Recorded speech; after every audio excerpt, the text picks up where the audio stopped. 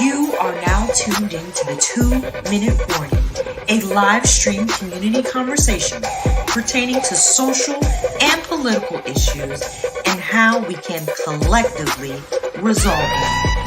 Powered by the Westside Gazette.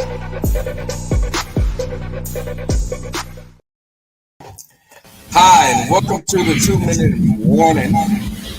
I'm your host, Perry Busby, and the 2-Minute Warning is brought to you by the Westside Gazette, Broward's oldest African-American family-owned newspaper.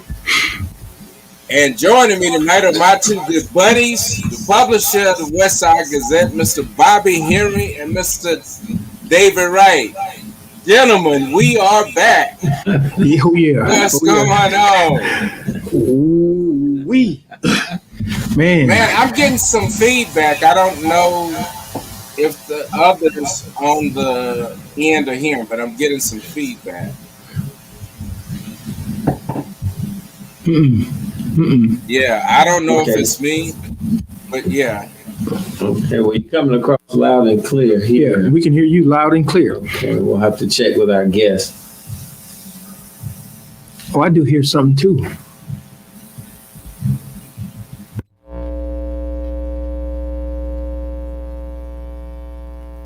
Yeah, it's something. I'm not sure exactly.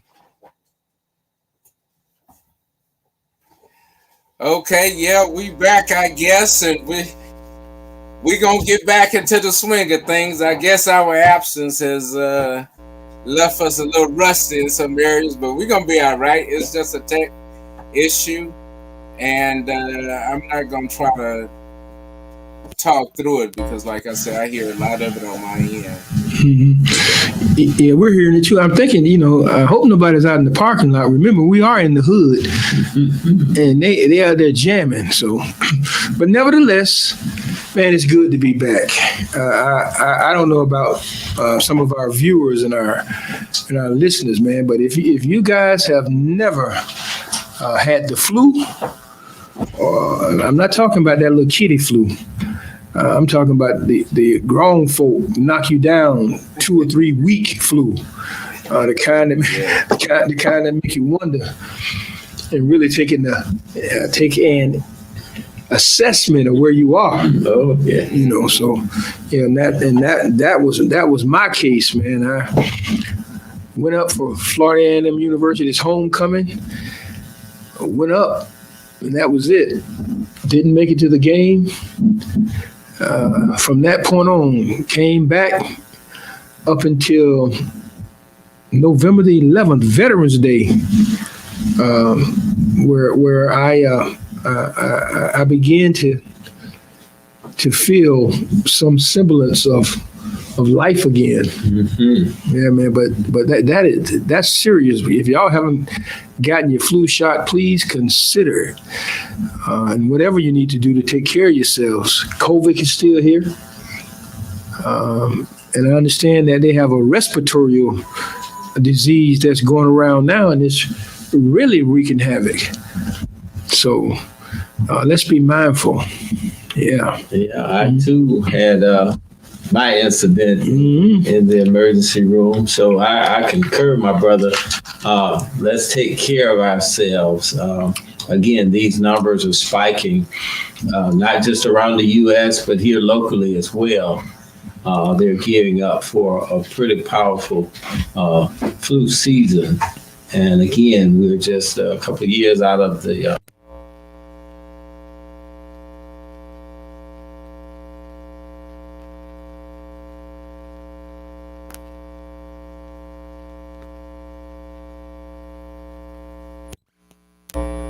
we have to be really conservative with where we go and the interactions that we encounter. Yeah, because they can put you down. Oh, absolutely.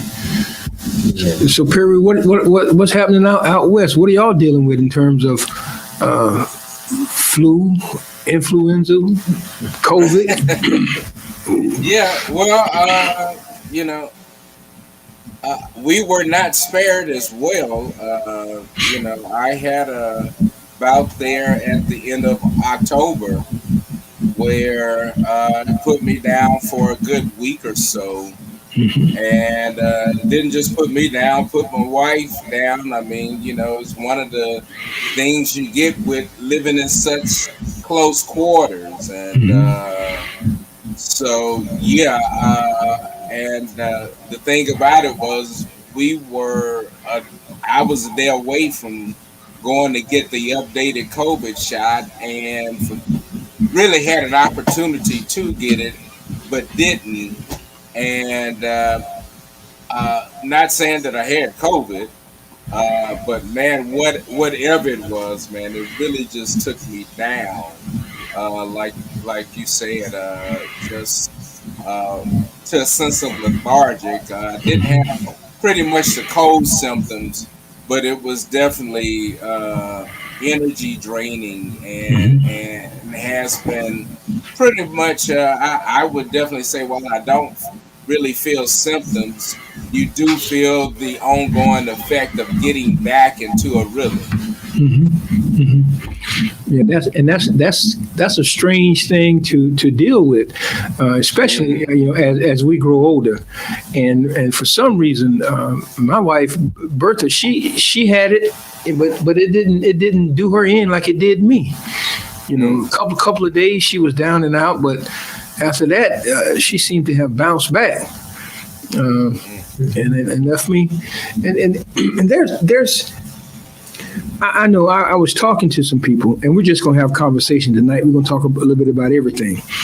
But as we were going up to Tallahassee, the couple that we were riding with, everybody was saying, "Bobby, man, you sure you're all right? You better go get tested. As a matter of fact, roll that window down and put your head out the window." Jokingly, but seriously. So as soon as we got to Tallahassee, thank God. You know some people. Our goddaughter is the director of the health department there. So I immediately went in and got tested. This is how small the world is. The nurse that tested me was my classmate, my high school classmate here in Fort Lauderdale. She tested me and she said, "Bobby, I will give you a hug, but I got to wait till this test result come back." And I still didn't know who she was. I just thought, just trying to hit on me at this old age. But nevertheless, I took the test and I waited by myself for about 15 minutes. And her name is Dorothy Jenkins, nurse. So yeah, so she came out. We were in the car. She came out and said, "Well, there's a good thing, Bobby. You don't have COVID, but what you do have is that A flu." I was saying, "A flu? What the heck is A flu?" Anyway, that was that top of the line stuff. So they immediately called in a prescription. And from that point on, it was on and popping. So, but we need to take advantage of who we know at times, to really care about ourselves and find out anyway. So yeah. Truly a blessing. But one thing you mentioned, Perry, it's getting back to what we call a sense of normalcy, or getting back to that regiment where we kind of still feel lively, got that pep back in our step. Right. And it's, I think it's both a mindset and that willingness to want to do that, to want to be active again. So if it means working out, if it means walking, getting that peace of mind, going to the beach, whatever therapy that works for you to help you get back in rhythm, really apply that, because if not, you can find yourself kind of stuck in a place where you're feeling down, you're feeling drowsy, you don't have that pop. And we definitely at what you say, at our age. Yeah, at our age.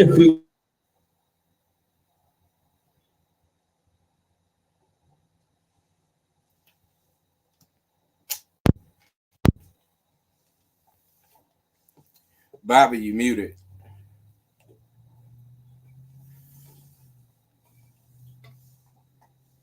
We watch it on. Is it on Prime? The game on Prime. Okay, there it is. I'm back up. Now, Perry, you muted. Okay. There you go. Okay, we're on.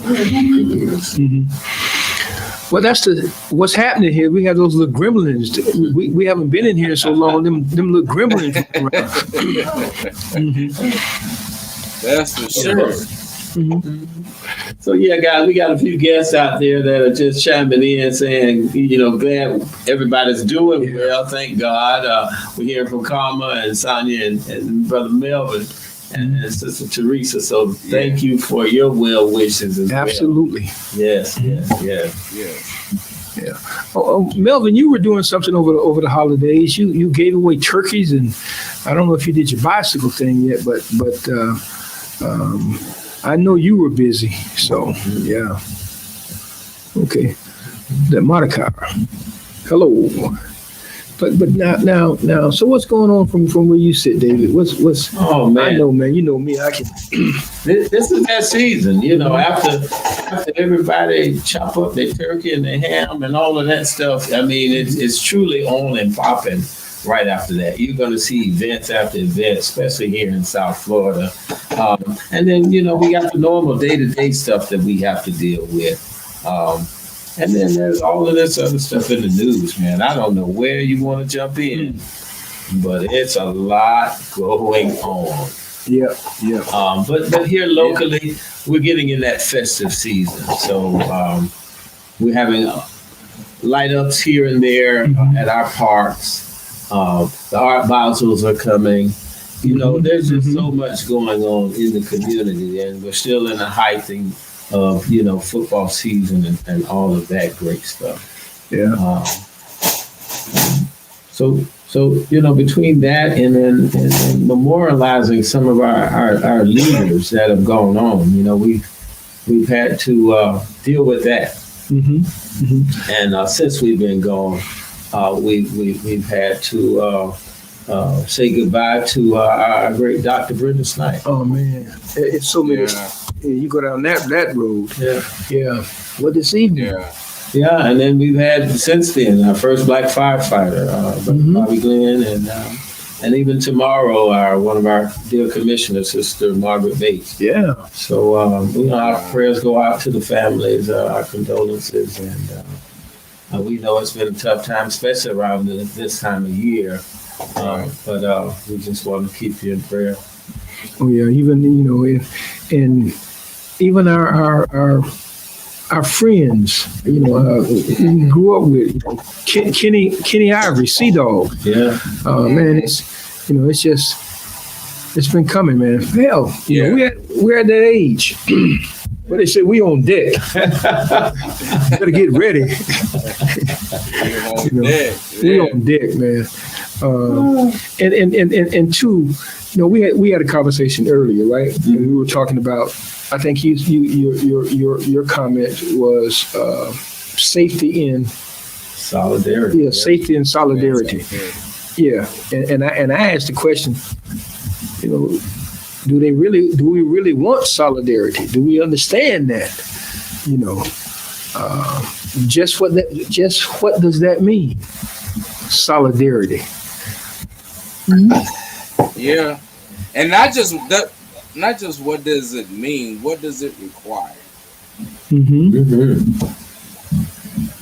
mean, because I think sometimes we have a tendency to say we want something, but discount what is going to change in us. You know what I mean? And so we kind of, and it does. I often go back to that Dr. King's sermon, last Sunday sermon that he preached, and he talks about the lowly, and he likens us to Rip Van Winkle, sleeping through a revolution. And so, in many ways, this is a revolution. I mean, because there's definitely a visible and loud voice to take us somewhere else. Yeah. And so what do we answer that voice with?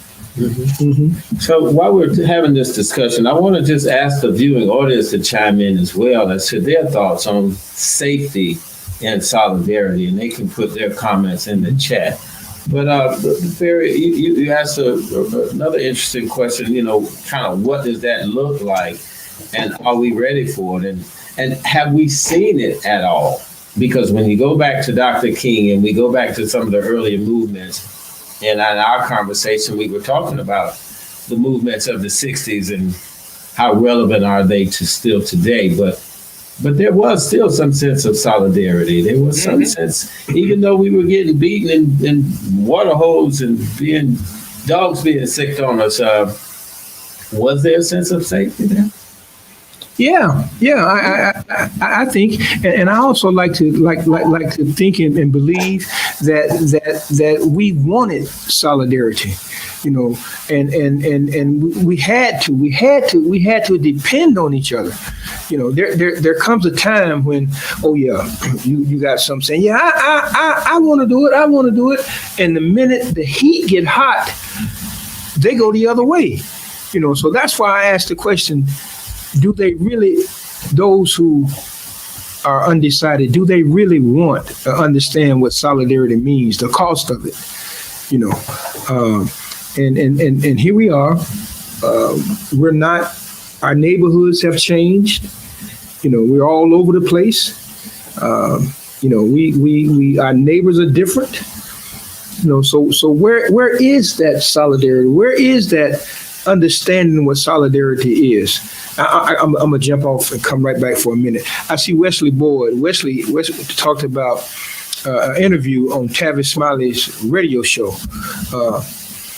There are people all over the country, from the East Coast to the West Coast, from the North to the South, all over the country that are talking about the need for solidarity. Mm-hmm. Those who are willing to give up some of them so that all of us can get something. It's there, but it has to take communication. It has to take us talking truthfully and honestly about this and joining in where we can. I'm not going to take over the whole conversation. But you raised a good point.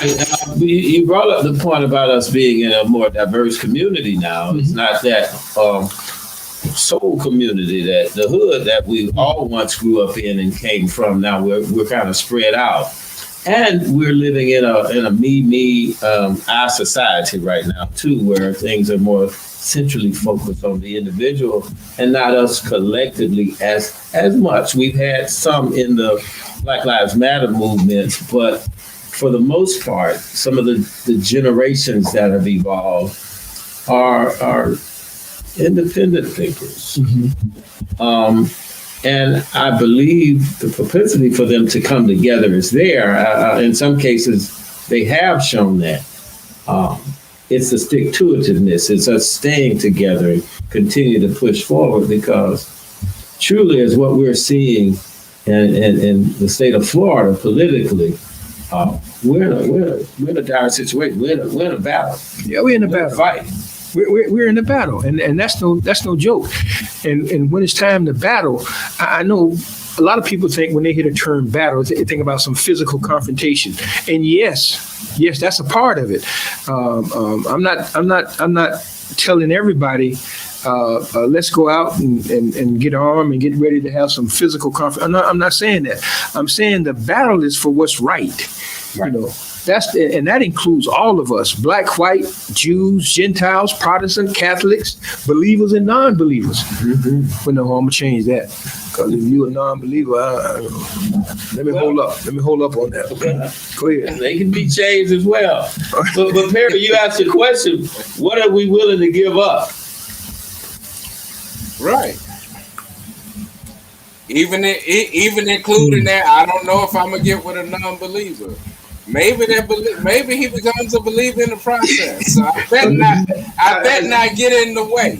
I got you. So I mean, and that's what I'm saying. What is it? Sometimes we have to ask, what is it gonna really take? Because I got to get outside of me. Mm-hmm. Mm-hmm. Good point. And you're right. You're right. I see Carmelina says there's no more togetherness. Yeah. And so when we become confined within our own scheme, our own thoughts, that's when we're at the worst. when we become closed as opposed to open.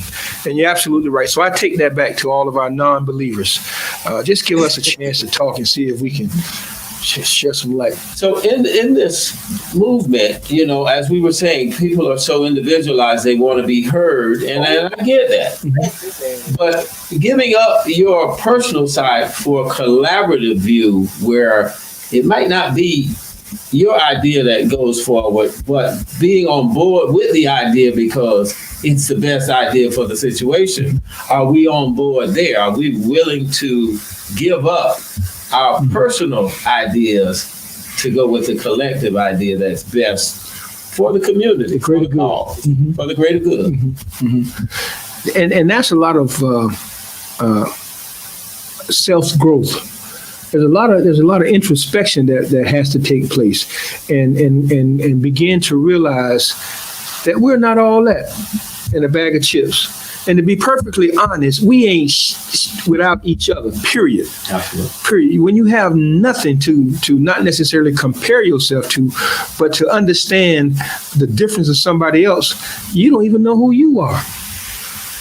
I know that's heavy there. I mean, I had to go a little deep there, but that's heavy. But it is. Yeah, but until we get to that point, and it means some growth to our younger brothers and sisters, even our older brothers and sisters. We have to grow to that point. Mm-hmm. And if these wars haven't shown us anything, So I think a key point here is we got to understand how marvelously and wonderfully we are crafted. And to understand, I know for me, and I guess we've matured to a certain level where I know it ain't about me, but I do know that me have something to do with it. That's right. To the cause, to the table. Right. That's right. And I have to stand for what's right and bring what my gifts are to the cause. Yeah. Regardless of who's in charge, whether it's my idea. But we do have to think about, everybody's safety involved and understanding you truly have to get in and participate at the level that where you are.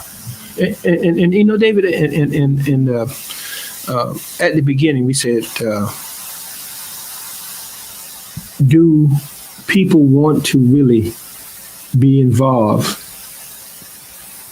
to the point of finding that solidarity? It starts from the beginning of what do you want? Mm-hmm. Do you believe in this cause? Do you want equal justice? Do you want equal rights? Do you want the gays to be recognized? Do you want the Jews to be recognized? The Palestinians? Do you want this? Mm-hmm. Or are you going to let your selfishness prevent the coming together of where we're supposed to be? Yeah, your shallow side. The shallow side. You just complacency and say, well, somebody's going to take care of it. But no, you have a responsibility. Yes, we do. We got some great comments in here. Go ahead. Which one do you want to start with? The one we missed. I like Scott. I like what Scott said. Okay. We need to post that one because everybody needs to understand where Scott is. He's saying, as a journalist in Southern California who is from Fort Lauderdale, I'm very impressed with the Westside Gazette's outstanding legacy of public service and journalism. Well, let's tell Scott, man, our pages are open to you, brother. How much you pay, Scott? I didn't pay him for that. I didn't know, man. Our pages are open, brother Scott. Please, continue to let your journalism skills shine in the Westside Gazette, your home paper. Okay, what was it that Wesley said? The battle is for the mind thoughts. Okay, then he came back and said something else. We all have a mission. Yes. We all have a mission. We don't come down here to take up space. Quote from Muhammad Ali. All right. See, this is now we're doing what we're supposed to do. We're engaging. What Nooney said? What is Nooney saying? Good evening, my brothers.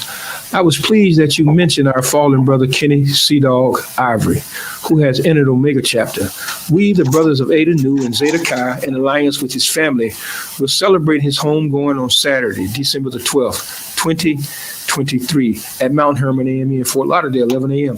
Additionally, the family viewing Omega Memorial Services and public viewing will take place at Mount Hermon on Friday, December the 8th, 2023, from 5 to 8 p.m. You know, We salute our deputy. yes, we do. Yes, we do. And this is. Go ahead, Perry. No, go ahead, because I was going to say something after that. Okay. You know, again, when we realize our frailties, did I say that word right? Frailties? Yeah. When we realize that we're not immortal, our morality sets in. When we understand that, I'm telling you, and to be put in a position where you have to think about that, you get another look on life, you know. And maybe we all need to have a doggone morality check, you know, to find yourself. That's happening right now. Don't get. That's happening right now. We are being challenged by the orange Jesus. We're being challenged by the orange Jesus and the Florida, the Satanists, and all that other stuff that's going on. So we are being challenged. So what are we going to do to overcome this? I'm sorry. Yeah, because what's happening in Florida is truly catapulting, you know, throughout the rest of the country. But you said something about our frailties, and I happened to be in Bible study yesterday, and Dr. Davidson totally laid it down. You know, he mentioned the fact that we are frail. We're like clay pots. Yeah, that's it. But he said our Father has just poured so much in each and every one of us that if we just stand up and be who we're supposed to be, as Brother Wesley said in quoting Muhammad Ali, if we just stand up and utilize what's been poured in us, we can make some change. Yeah. How do we get to that point?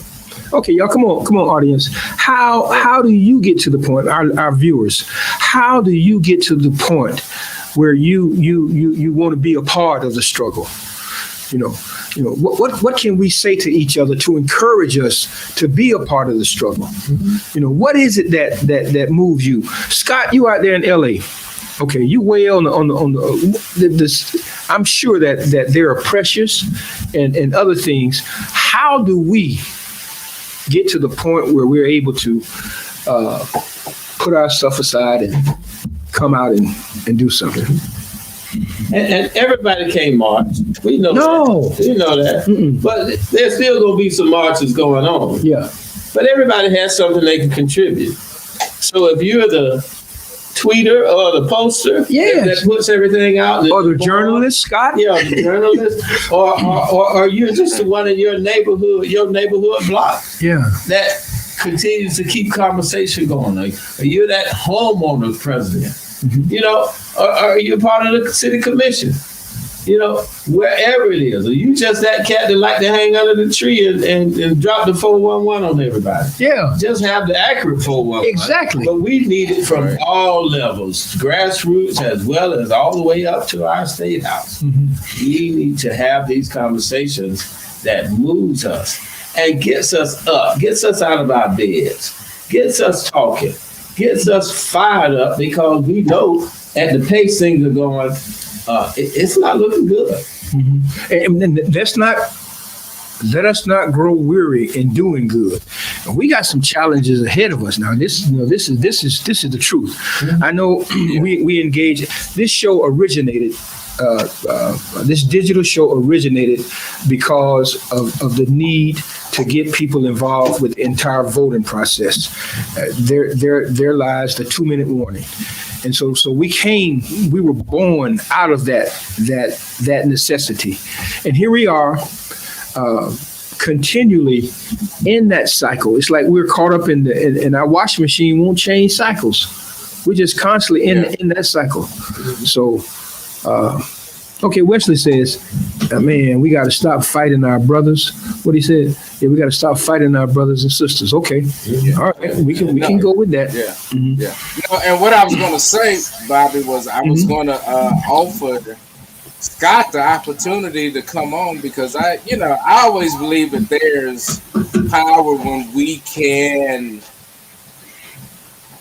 really share even beyond our physical boundaries. I mean, we're doing that now. I mean, because we're not all in one place. But the ability to have Scott express what he sees in California, I think that we've got to begin to have those kind of conversations where what we see can be offered to help us in other places. Because sometimes if we all seeing the same thing, we kind of all get to the same results. Good point. I see you know, yeah. And so, Scott, I mean, please reach out to us. We'd love to have you come on, and again, we'd love to have you join us around the table to discuss issues like this as well. And we try. You want to go? Okay. Well, no, because Perry, we've had this conversation, and when we've seen results in other communities and other areas, we're like, how can we just apply and tweak that over in this area so that we can have some success, some of that same results? And we've seen some major results here lately in our union front with the United Auto Workers and with SAG-AFTRA, where they had some strikes. They had to stand up. They had to step out and shut down plants in order to be heard, in order to get a raise that they hadn't gotten over 25 years. So these are some things that have already started the movement, have already started perpetuating. And you know, my hats go out to our truckers, those frontliners that were there on the job, all doing COVID, all the logistics that was going on, trying to keep the goods and the services, our masks and gloves and all those things we needed that we were importing because we wasn't manufacturing enough of them right here. Shut down the whole supply chain. And they're still being overlooked for not only their achievements, but now the pay. They're being bidded out. They really don't have a strong union in the truckers business. And a lot of them do still work for other individuals. They're contracted. But here's another entity, and they're helping support our ports and moving stuff. Our airports are moving stuff. And our freight lines, they're moving stuff. And these people are being overlooked. So there's going to have to come a time when we're going to have to continue to look out for everybody. There you go. And not just the chosen few. So now that we've had some movement on the fronts of the United Auto Workers and SAG-AFTRA, we need to continue to push this in areas where we know people are being marginalized. And see, David, you said something. When we can think about other than ourselves. You know, and when we can step outside the body, what about the truckers? You know, we got to speak up for them. We have to do that. Absolutely. You know, we have to. Again, we're not all that in the bag of chips. I see we got a young man on, Lou Kane. Lou Kane, what the lick read, Lou? Come on now, tell us what the lick read. Okay. What is Monica saying, Dave? Yeah. Well, we're gonna put that up. We're gonna post a good evening. Thank you all of you. Please join us for the BCDBC holiday celebration. There's a lot of acronyms now. You're going to have to break that down for me. What is that? We are delighted to invite you to join us the Monday. I guess it's a Democratic Club. I ain't going to mess it up, though. Monday, December the 18th, 2023, 6:30 p.m. at the Lauderdale Lakes Multicultural Center. This event is a perfect occasion to learn more about the benefits of being part of our community. Bless you. You know, some powerful things go on in Lakes. I love the new mayor over there, and I can only say kudos to Lakes. But break that down for us. Yeah. I think that's you. Right. Black Caucus. Yeah. There was another D in there. But we ain't gonna say nothing about that. I think it's the door's been open. Yeah, we tried. Yeah. So Monica, please tell. Robin? Yeah, tell Robin. You know, she had an opportunity to come on the show tonight. Now let's. Okay, since we're talking. Yeah, we're talking. Yeah. If we invite you to come on the show, please come on, man.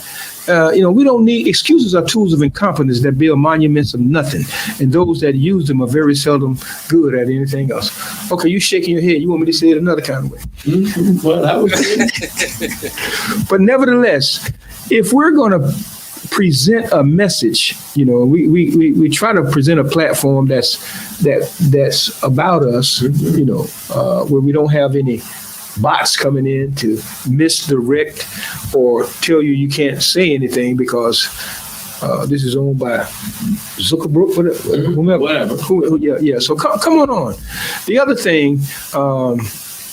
Because we have some solutions. We're offering solutions. We're offering some solutions. And support and ways to help support some of these organizations. So I plan on being at this event on the 18th, but hopefully they'll be on the show before then. Absolutely. So we can talk about it. Really help promote this event. Speaking of show, prayerfully next week, the sister from Hollywood, Terry. Yeah. We're going to have her on for a guest. And we're going to special guest. We're not going to drop that one yet, are we? Well, we can drop that. Okay, we can hold it. We got a special guest. Yeah, we got a special guest coming next week too. We'll probably have two shows next week. One on Wednesday, or maybe Wednesday, and the other one on Thursday. And Wednesday will be the special guest. So really special. So we're gonna do that. Okay. What is Mr. Robinson saying? Oh, he's got to talk about the sports world. Okay. In the sports world, on the high school level, Monarch High School is the only remaining high school from Broward County in the playoffs. Other local high schools like Dillard, Blanchile, Coconut Creek, Piper, Board Anderson face a difficult battle regarding recruiting and keeping the talent from transferring to private Catholic schools who are unlimited in their ability to recruit, not only local, but nationally. How is that school, like Chaminade, can have a predominantly black football team while where we at? We got cut off. Okay, we got cut off on that, Noonie. But you bring up a very interesting point. The total population of the school is majority white. White, yeah. And that's another thing, viewers. I can answer that. But we need to be mindful and careful. We won't have any public schools, and if this continues. Now they're talking about closing or repurposing. Well, I mean that becomes a part of what has been clothed in this term that doesn't sound vicious to anyone, but vouchers. The whole voucher system. I mean, people. It sounds, and I understand the reason for vouchers, but vouchers undermine our education system. And what parent wouldn't want the best for their child? I understand that, but I think Broward is seeing what is happening. It has happened in other areas. In my hometown in Houston, and that is the last dissolution of our predominantly black high schools. Yeah, in period. Public schools. Public schools and still it could be the best thing we ever had for our students. Yeah. The moment we start putting money, we begin to take away the true meaning of what a public school education is about. Because you can take your talents to a voucher school or whatever, and the moment you do something, your behind is kicked out the door, and your money stays right there. Yeah.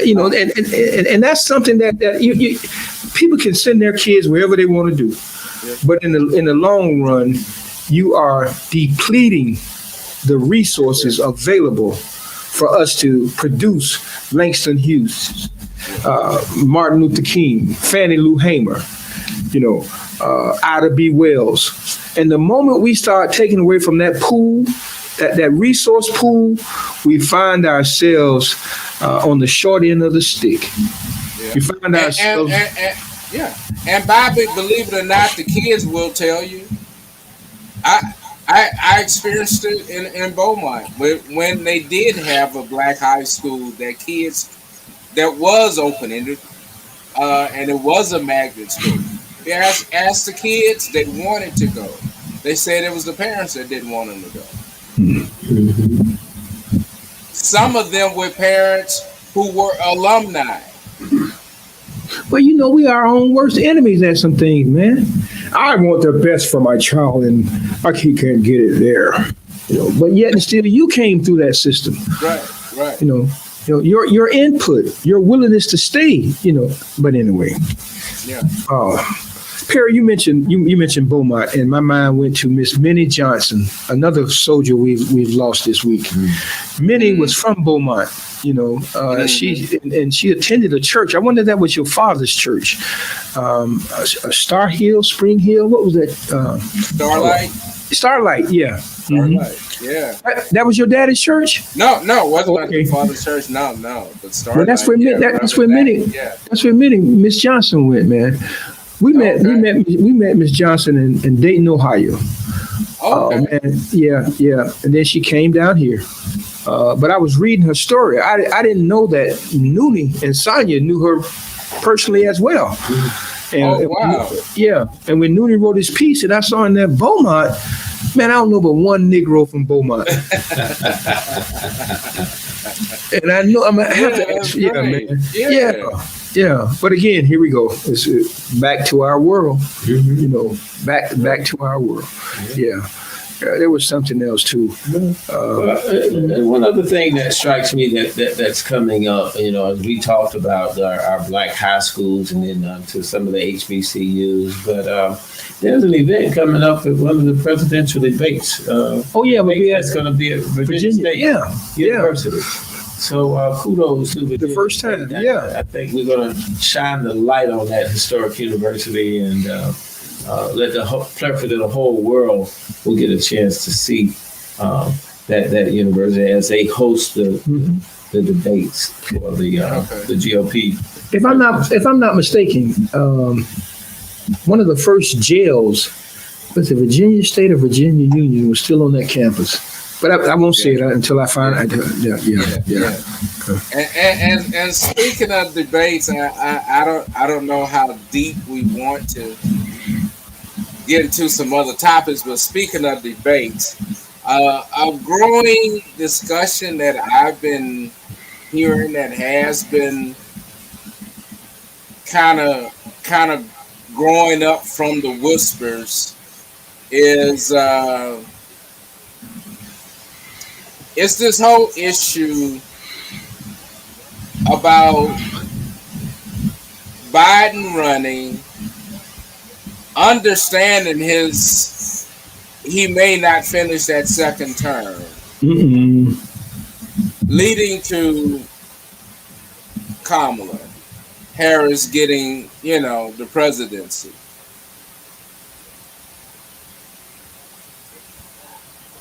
I've heard people all over who, from both sides who've kind of argued this. And my thing is, are we doing ourselves a disservice by not offering any horses into a 2-horse race? And it seems that there may be a likelihood. I don't know what happens if Nikki Haley gets it. Then do Democrats scramble?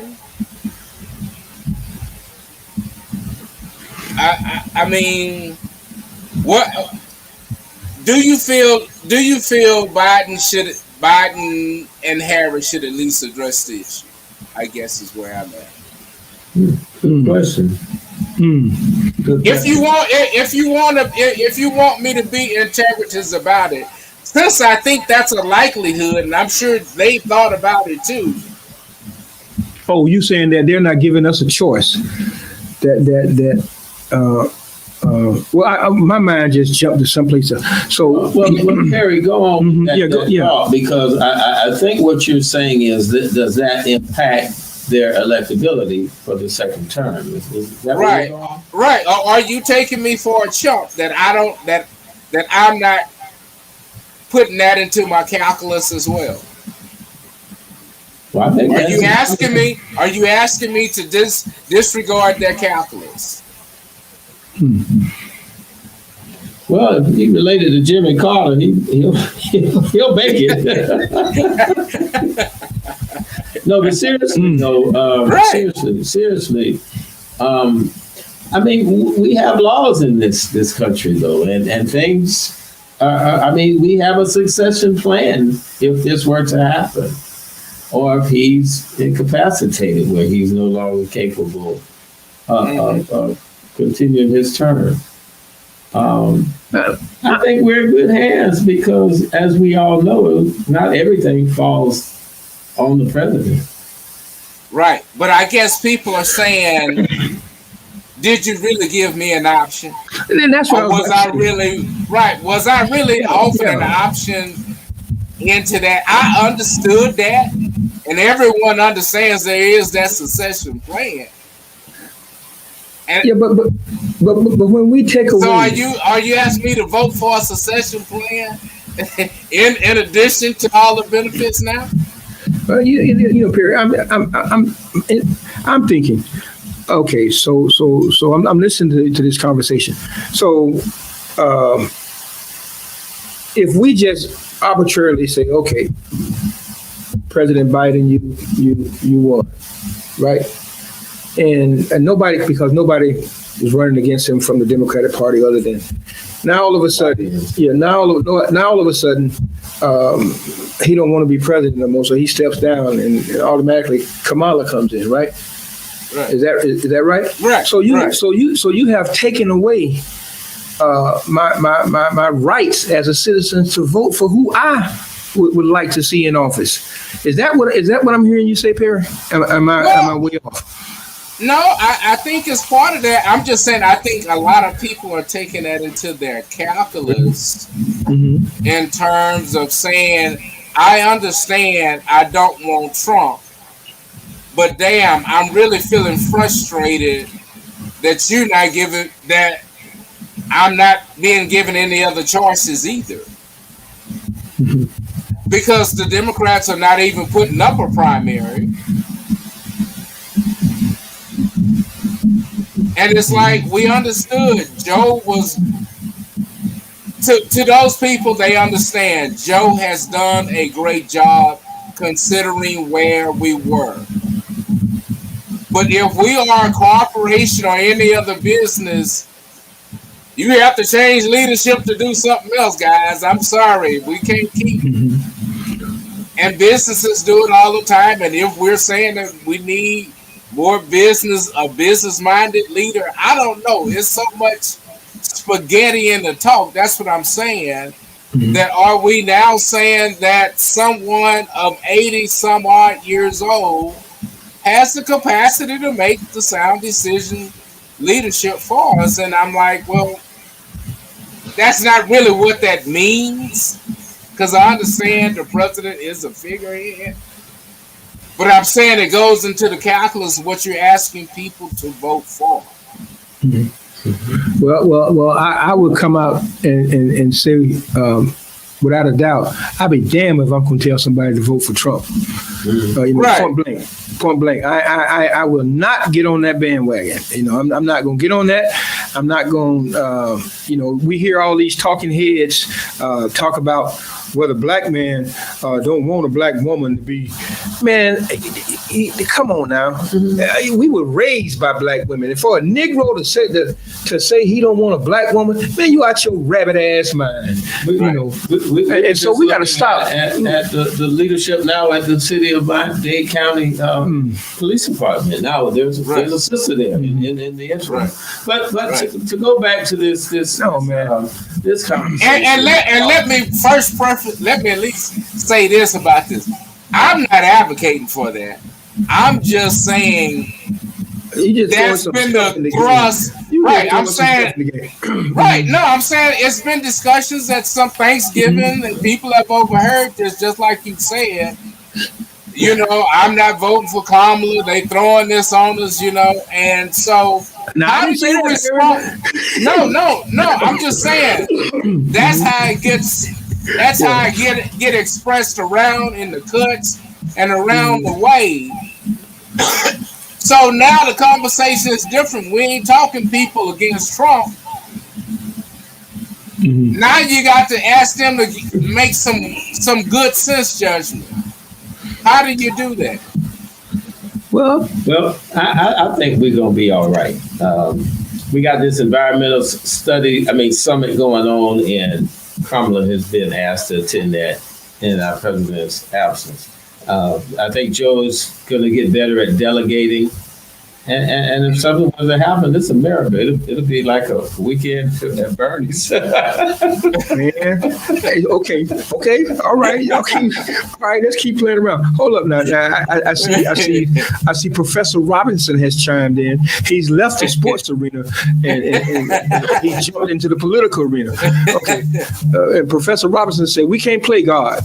No one knows the time or the place. The only candidate who could have beaten 45 and 20 was Joe Biden, and he's been exceptional in appointing minorities in key leadership positions. 2024 is not the time to not support President Biden, because what you're voting for is democracy over autocracy. Right on. It's not about Biden, it's about Kamala. But I think he will serve our country well. If you consider age, it should apply across the board. Yeah, man. Yeah, I agree. Yeah. Well, age. I'm not to compare Biden and Trump. Man, I wouldn't. That's you. We're talking political wisdom here. Man, what wisdom? Trump ain't got no wisdom. Well, in Biden, that's what I'm saying. Joe's been on the scene now. I wouldn't need to put him in the same class. Yeah, right. But I'm just saying, you got some crazy stuff that's being talked about it in these barbershops. And that's why we should bring it out here, Perry. Right. That's why we should bring it out here. Right. I agree. We need to stop the BS, the being stupid. Ain't nowhere in Sam's hell that a brother would vote for an orange Jesus who takes away his welfare and don't want to come into the bedroom. And let's be for real now. Let's talk for real. Black folk are concerned about where the hell we gonna live at, how we gonna pay for it, and that other stuff. Trump me. But then there's also. But I'm just saying, if you listen to Charlemagne the God, who again, take it for what it's worth. His calculus was black folk would vote for Trump because they saw his name on the checks they got. Now, as stupid as that sounds, because most folk was getting Cash App and didn't even see the damn signature on the check. When you think about some of those checks, I think a few of them did get mail, but most of them was being put on your bank account. Okay, so well, what would when you make have us people talking for the that, people like that? You got, again, here we go, sensationalism. That one female rapper who said Trump would come to the hood and do it. Come on, man, let's stop that. Let's stop that. Trump don't give a damn about you Negroes, wherever you are, period. The people that he got out of prison. Man, hold up! I'm trying to maintain my sense of dignity and discuss this in some professional manner. Just look at his agenda already of what he's spewing as to what he's going to do if he gets back in office. And trust me, it ain't helping black people. It ain't nowhere. He getting even. He's taking over. He wants to be president for life. Dictator. Yeah. Where is Rufus Rochelle? Rufus Rochelle was in prison with Conrad Black when Trump got him out. Rufus helped write the letter to get him out. We need Rufus to come on because he was in prison for 30-something years. And so he could talk to that. We need to get the people who can talk to the situation, not the ones who blow smoke or pee on our back and telling us it's raining. Now, come on now. Right. But my thing is, I think we got to get the ears as well to those people, because the thing is, and the calculus is,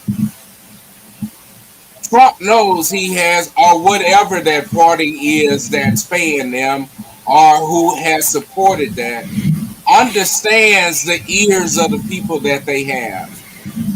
Some are very low informed. And again, when we look at this election as numbers, they sliced us 1,000 ways. We gentlemen, I'm sorry, we hollering about 3/5. We better make sure our ass is not 1/5. Come on. Because by the time they slice us up from voter suppression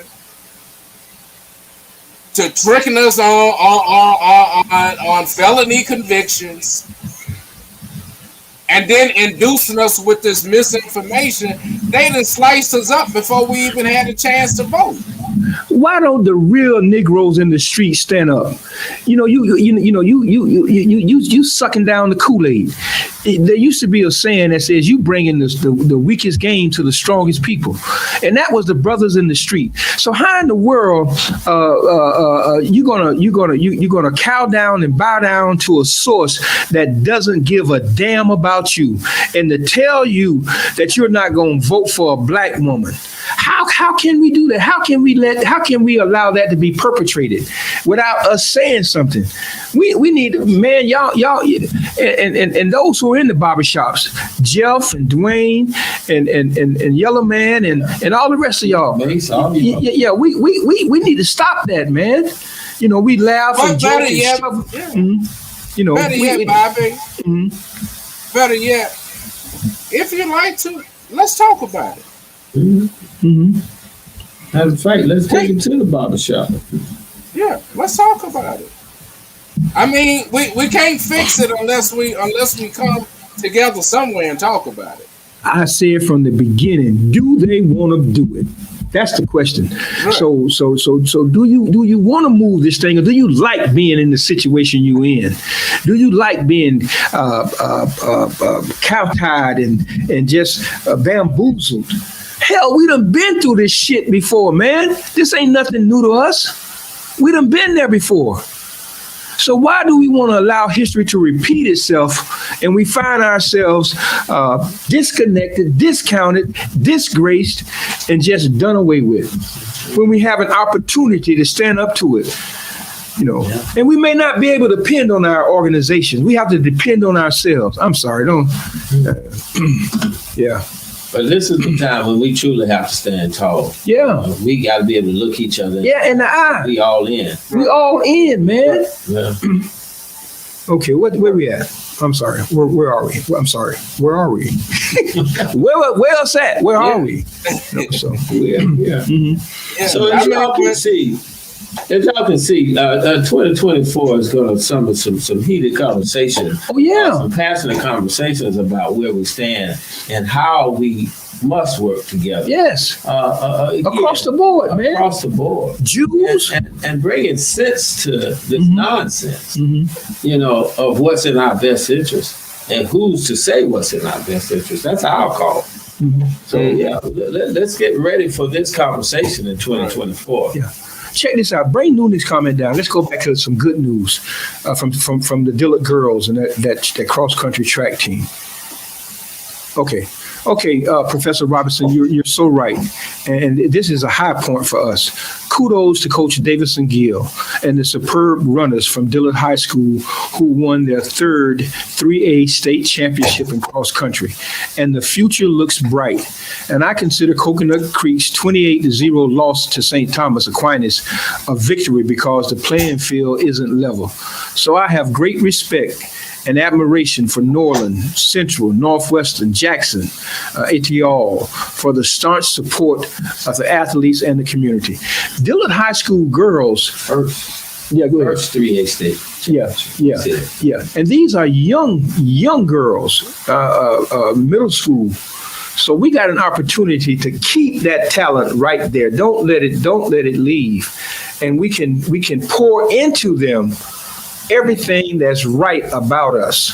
Yeah. So, and just a little sidebar here, because Dillard will be celebrating their 100th year, their centennial, in April of 2024. That old Dillard Museum there at Walker Elementary School. So again, you have students at Dillard, students in this community, in this 33311. We have so much to be proud of. We have such a rich history and legacy when you understand and know the people Yeah. that have come through those I want to call them hollow walls, because back in the day, man, the school just looked humongous to me. As a young man growing up, looking at that gym and understanding the people that have gone there, seeing all the trophies and knowing all of the great doctors and lawyers and educators that came through Dillard High School. I get a little emotional. I do too, man. But we have much more for them to accomplish. So much of you are part of a rich history out there, a rich legacy that you've got to continue to pass on. And in this case, this is a first for Dillard. We haven't been known for cross country. I'm telling you, run that long. Girls cross country. We had some sprinters and some speedsters, but this is a first. So again, kudos and thank you, Brother Robinson. Yeah. Okay, where are we?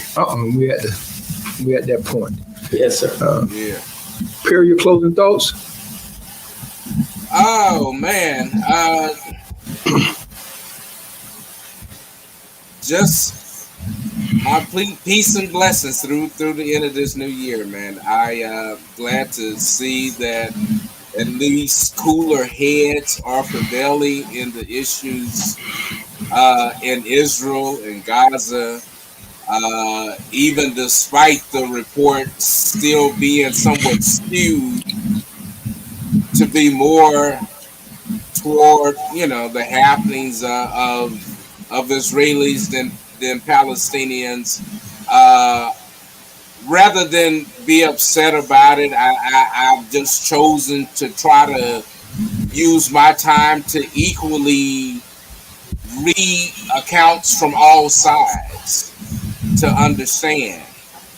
And so I'm happy to see that, there is some opportunity, hopefully in the near future, for Gazans to try to find some semblance of home.